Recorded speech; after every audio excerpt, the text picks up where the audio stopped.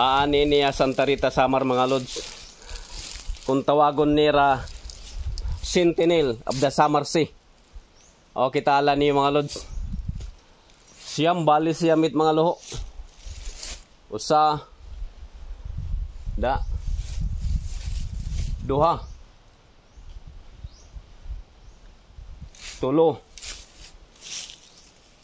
upat ada da may da pas panlima adto unom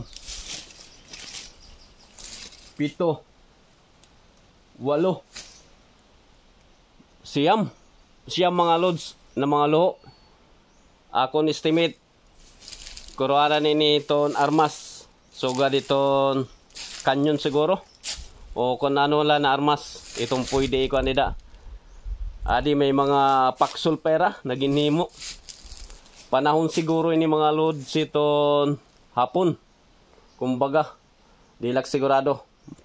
Adi kita mga paksol anibot nga iton spy tower na mga paksol pa iton. Ari pa aglarom mga lods ang paksol.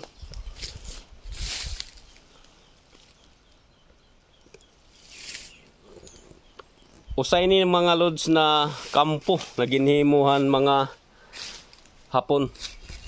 Nilay niya Santa Rita. Bali usay ni na pinaka checkpoint kay ni iton pinaka entrance ngan exit hiton mga sarakyan itong pandagat kaya dinira nagtukod o kaya la medyo damage na ya andi di banda pero andi to medyo okay pa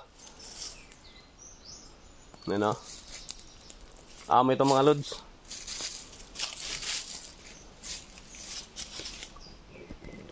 Mag-upay mga load sheet material kay magtiga iton bagang simento magtiga-tiga niya kaya la tungod siguro ang kamaihan na ang panahon o ano na naiagin din ni kubangin ang gera naiagin na ini ang gera sugad na ito ya na damage na